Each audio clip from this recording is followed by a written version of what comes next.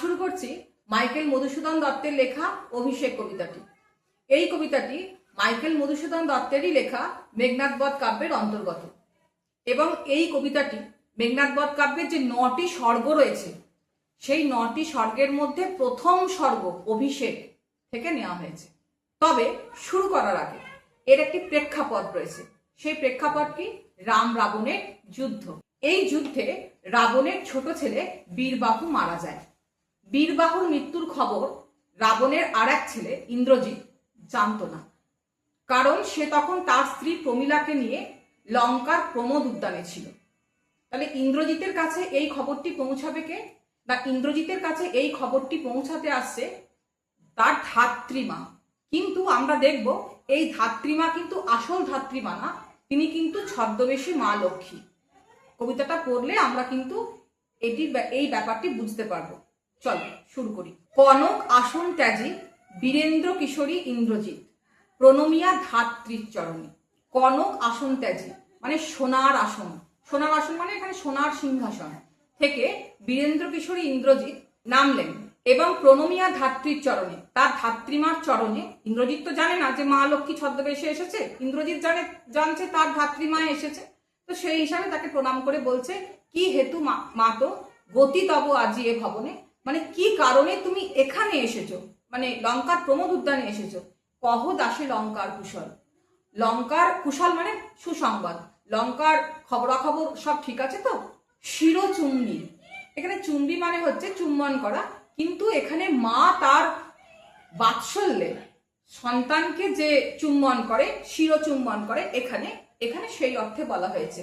শিরচুম্বী, দেখো ছদ্মবেশী অম্বুরাশি সুতা বলেই দিয়েছেন লেখক। ছদ্মবেশী, আমি একটু আগে বললাম যে প্রভাষা কিন্তু নিজে আসেনি, এখানে প্রভাষা ছদ্মবেশে এসেছে মা লক্ষ্মী। ওই জন্য বলছেন ছদ্মবেশী অম্বুরাশি সুতা। অম্বু মানে জল, সুতা মানে মেয়ে, জলের মেয়ে সুতা, সুতা মানে মেয়ে বললাম। তাহলে এখানে অম্বুরাশি, কোথায় সব থেকে বেশি জল থাকে? না সমুদ্রে। সমুদ্রের মেয়ে কেন বলেছে? না সমুদ্র মন্থনের সময় মা লক্ষ্মী সমুদ্র থেকে উঠে এসেছিলেন, সেই জন্য এখানে মা লক্ষ্মীকে সমুদ্রের মেয়ে বলা হয়েছে। উত্তরীরা বলছেন, হায় পুত্র কি আর কহিব কনক লঙ্কার দশা, মানে সোনার লঙ্কার দশা তোমাকে কি আর বলবো।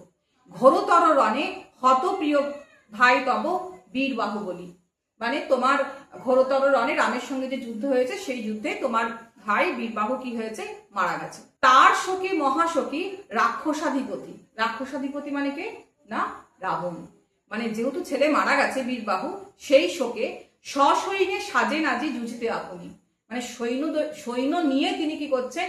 যুদ্ধের সাজে সজ্জিত হচ্ছেন, রামচন্দ্রের সঙ্গে যুদ্ধ করবেন বলে। জিজ্ঞাসা মহাবাহু বিস্ময় মানিয়া কি কহিলা ভগবতী, মানে প্রভাষা ধাত্রীকে ভগবতী বলে এখানে সম্বোধন করেছে। বলছে কি বললেন আপনি? কে বধিল কবে প্রিয়ানুজে। প্রিয়ানুজে এটা কিন্তু সন্ধি করা আছে, প্রিয় যুক্ত অনুজ, অর্থাৎ অনুজ মানে ছোট। আমার ছোট ভাইকে কে মারলো? নিশারানে সংহারিনু আমি রঘুবরে। রঘুবরের মানে রামচন্দ্রকে। রাত্রিকালীন যুদ্ধে আমি রামচন্দ্রকে কি করেছি? সংহার করেছি, মানে মেরে ফেলেছি। খণ্ড খণ্ড করিয়া কাটিনু বরশি প্রচন্ড স্বর বৈরী দলে, মানে তার মাথা আমি খণ্ড খণ্ড করে কি করেছি? কেটে দিয়েছি। তবে এ বারতা, এ অদ্ভুত বারতা জননী কোথায় পাইলে তুমি শীঘ্র কহ দাসে। এই অদ্ভুত কথা, এই অদ্ভুত বার্তা তুমি কোথায় পেলে আমাকে বলো। কারণ ইন্দ্রজিতের কাছে তো এটা অদ্ভুত, কারণ ইন্দ্রজিৎ নিজের হাতে রামচন্দ্রকে কি করেছে? মেরেছে। সেই রামচন্দ্র কি করে তার ভাইকে মারতে পারে? সেজন্য এই খবরটা কি করা হয়েছে, কি এই খবরটা ইন্দ্রজিতের কাছে কি হচ্ছে? অদ্ভুত লেগেছে। রত্নাকর রত্নতমা ইন্দিরা সুন্দরী। রত্নাকর, সমুদ্রের অপর নাম হচ্ছে রত্নাকর। রত্নতমা, এখানে মা লক্ষ্মীকে রত্নতমা বলেছে, কারণ সমুদ্রে যত রত্ন আছে সব থেকে উত্তম হচ্ছে, সব থেকে শ্রেষ্ঠ হচ্ছে কে? না মা লক্ষ্মী। ওই জন্য বলছি রত্নাকর রত্নতমা ইন্দিরা সুন্দরী, মা লক্ষ্মীর অপর নাম হচ্ছে ইন্দিরা। ওই জন্য বলছে সমুদ্রের সব থেকে যে শ্রেষ্ঠ রত্ন সেই ইন্দিরা, অর্থাৎ মা লক্ষ্মী বলছেন, হায় পুত্র মায়াবী মানব সীতাপতি। সীতাপতি মানে রাম, মায়াবী মানব অর্থাৎ কি? না সীতাপতি রামচন্দ্র হচ্ছে মায়াবী, অর্থাৎ সে অনেক রকম কি হচ্ছে? যুদ্ধ জানে, বা তার রামচন্দ্রের দিকে দেবতারাও কিন্তু কি হচ্ছে? রয়েছে। তব স্বরে মরিয়া বাঁচিল, অর্থাৎ দেবতারা যেহেতু রামচন্দ্রকে সাহায্য করছে, সেহেতু তুমি যে যুদ্ধটা করেছো রামচন্দ্রের সঙ্গে, সেই যুদ্ধটা আসল যুদ্ধ নয়, বা সেই যুদ্ধে রামচন্দ্র সত্যি সত্যি কি করেনি, মরেনি। তুমি একটা মায়াজালে আবদ্ধ হয়ে কথাটা ভেবেছো যে রামচন্দ্র মারা গেছে, কিন্তু রামচন্দ্র মরেনি, রামচন্দ্র কিন্তু বেঁচে আছে। যাও তুমি তরা করি রক্ষ রক্ষ কুল, তরা মানে তাড়াতাড়ি, তুমি তাড়াতাড়ি যাও এবং রক্ষ রক্ষ কুল, রক্ষ মানে রক্ষা করো, রক্ষকুল মানে রাক্ষসকুল, তুমি রাক্ষসকুলকে রক্ষা করো। এ কাল সমরে রক্ষ চূড়ামণি, কাল সমরে মানে যে যুদ্ধ হচ্ছে সেই যুদ্ধকে কাল সমর বলেছে, তুমি এই রাক্ষসকুলকে, রাক্ষসকুলের মান সম্মানকে তুমি বাঁচাও। ছিরিলা কুসুম দাম রোষে মহাবলী, মেঘনাদ মানে এই খবরটা শুনে মেঘনাদ এতটাই রেগে গেছে, ছিরিলা কুসুম দাম, কুসুম দাম মানে ফুলের মালা, যে ফুলের মালাটা করেছিল সেই ফুলের মালাটা রোষে মানে রেগে কি করেছে, ছিঁড়ে ফেলে দিয়েছে। ফেলাইলা কনক বলয়, কনক বলয় মানে হচ্ছে কি না, হাতে যে সোনার, কনক মানে সোনা, হাতে যে সোনার বালা পড়ে আছে সেই সোনার বালাটা কি করেছে, ছিঁড়ে ফেলে দিয়েছে। পদতলে পরি শোভিল কুণ্ডল, পায়ের তলায় পড়ে আছে, কুণ্ডল মানে কানের, কানের গুলো পায়ের তলায় পড়ে আছে। যথা অশোকের ফুল অশোকের তলে আভাময়, মানে অশোক গাছের ফুলগুলো যখন ঝরে অশোক গাছের তলায় পড়ে যেমন সুন্দর লাগে, ঠিক সেই রকম করে ইন্দ্রজিতের হাতের বালা কুণ্ডল সব কি রয়েছে, পড়ে রয়েছে। ধিক মোড়ে কহিলা গম্ভীরে কুমা, হা ধিক মোড়ে, ধিক মানে ধিক্কার, এখানে মেঘনাদ নিজেকে ধিক্কার জানিয়েছে। কেন না বলছে হা ধিক মোড়ে বৈরী দল বেড়ে স্বর্ণ লঙ্কা, বেড়ে মানে ঘিরে রয়েছে, বৈরী মানে শত্রু, শত্রু দলরা কি করেছে মানে রামচন্দ্রের সৈন্যরা লঙ্কাকে কি করে রয়েছে, ঘিরে রেখেছে। হেথা আমি বামা দল মাঝে, আর এখানে আমি মেয়েদের সঙ্গে আছি। এই প্রসঙ্গে বলে রাখি, ইন্দ্রজিৎ আর প্রমীলা কিন্তু একা যায়নি, সেখানে প্রমীলার কিন্তু অনেক সখীরাও গেছিল, সেই জন্য এখানে ইন্দ্রজিৎ কথাটা বলেছে হেথা আমি বামা দল মাঝে, এই কি সাজে আমারে, মানে আমাকে কি এটাই মানায়। দশানন আত্মজ আমি ইন্দ্রজিৎ, দশানন প্লাস আত্মজ, দশানন মানে রাবণ, আত্মজ মানে পুত্র, রাবণের পুত্র আমি ইন্দ্রজিৎ, আনো রথ তরা করি, মানে আমার রথ তাড়াতাড়ি আনো, ঘুচা বয়ে অপবাদ বোধি রিপকুলে, মানে আমার যে অপবাদ লেগেছে যে বাবা যুদ্ধ করতে যাবে, বাবা মানে এখানে রাবণ যুদ্ধ করতে যাবে, আর আমি এখানে বামাদল মাঝে এখানে আমি রয়েছি, এই যে অপবাদটা আমার রয়েছে সেটা আমি যুদ্ধ করে অপবাদ আমি ঘোচাবো। সাজিলা রথীন্দ্র সর্ব বীর আভরণে হৈমবতী সুর যথা নাসিতে তারকে মহাসুর, এখানে কেমন করে সাজছে ইন্দ্রজিৎ তার দুটি উপমা কিন্তু মধুসূদন দিয়েছেন খুব সুন্দরভাবে।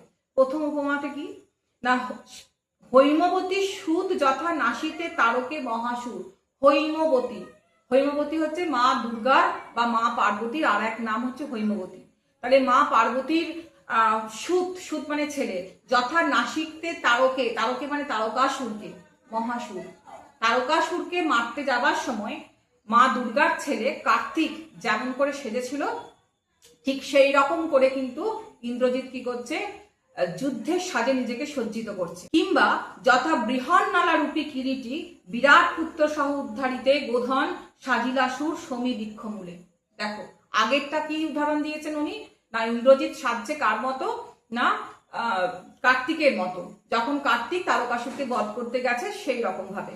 আর এখানে আরেকটি উপমা কি দিয়েছেন না, বৃহন্নালা রূপী কিরীটি, কার অপর নাম কিরীটি, না তৃতীয় পাণ্ডব অর্জুন, অর্জুনের অপর নাম কিরীটি। অর্জুনরা যখন 1 বছরের জন্য অজ্ঞাতবাসে ছিল তখন অর্জুনরা ছিল বিরাট রাজার রাজ্যে, আর সেই বিরাট রাজার রাজ্যে অর্জুন 1 বছর নিজেকে মেয়েদের সাজে সজ্জিত করে রেখেছিল, অর্থাৎ বৃহন্নালা রূপে ছিল অর্জুন।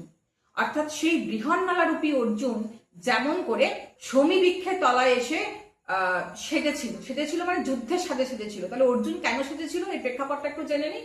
সেই প্রেক্ষাপটটা হচ্ছে কি না, বিরাট রাজার গোধন ছিল একদম অনেক বেশি সবার চোখে পড়ার মতো, সেই গোধন ছিল অনেকের কাছে ঈর্ষাকাতর, তো সেই গোধন এর ওপর আক্রমণ করলো দুর্যোধন। তাহলে সেই গোধনকে উদ্ধার করার জন্য যেদিন দুর্যোধন আক্রমণ করলো বিরাট রাজার গোধনের ওপর, সেই দিন কিন্তু কি হলো, অর্জুনদের ওই 1 বছর অজ্ঞাতবাস কি হয়ে গেল, পূর্ণ হয়ে গেল। তখন অর্জুন কি করলো, প্রথমে রথ নিয়ে বেরোলো বিরাট রাজার পুত্রের সঙ্গে, বিরাট পুত্রের সঙ্গে বেরোলো, তুমি চলো আমি রথ চালাচ্ছি। তারপর যখন ওই সমীবৃক্ষের তলায় যখন এলো, যেখানে ওদের অস্ত্রশস্ত্রগুলো রাখা ছিল, সেখানে এসে অর্জুন তার ওই বৃহন্নলার রূপ ছেড়ে একদম বীরের সাজে কি করছেন, সাজছেন, এবং সেই সাজে সজ্জিত হয়ে তীর ধনুক নিয়ে যুদ্ধে নামলেন এবং যুদ্ধ করে কিন্তু বিরাট রাজার সেই বোধন কি করলেন, উদ্ধার করলেন। তাহলে অর্জুন যেভাবে বীর সাজে সেজে বিরাট রাজার বোধন উদ্ধার করেছিলেন, ইন্দ্রজিৎ ঠিক সেই রকম করে কি করছেন, নিজেকে যুদ্ধে কি করছেন, সজ্জিত করছেন। মেঘ বর্ণ রথ, অর্থাৎ মেঘের যে কালো রঙের একটু কালচে আভা যেটা হয়, সেই কালারের ইন্দ্রজিতের রথ। চক্র, মেঘে ইন্দ্রজিতের রথের ওপর চাকা চক্র কি হচ্ছে, ঘুরছে। বিজলির ছটা, মানে চক্রটা মানে বিদ্যুতের ছটার মতো কি হচ্ছে, ঘুরছে। ধ্বজ ইন্দ্রচাপ রূপী, মানে পতাকাটা হচ্ছে রামধনুর মতো। তুরঙ্গম বেগে আশুগতি, মানে একদম ঘোড়ার মতো কি হচ্ছে, রথ একদম কি হচ্ছে, ছুটছে। রথে চড়ে বীর চূড়ামণি বীর দর্পে, মানে যে মুহূর্তে ইন্দ্রজিৎ রথে চড়ে আর কি যাবে লঙ্কার উদ্দেশ্যে। হেন কালে প্রমীলা সুন্দরী ধরি পতি করজু। প্রমীলা সুন্দরী, ইন্দ্রজিতের স্ত্রীর নাম হচ্ছে প্রমীলা। ঠিক সেই সময় প্রমীলা কি করেছে, ধরি পতি করজু, মানে পতি মানে স্বামী, কর মানে হাত, স্বামীর হাত দুটি ধরে বলছে, হায় রে যেমতি হেমলতা আলিঙ্গিয়ে তরু পুলসরে।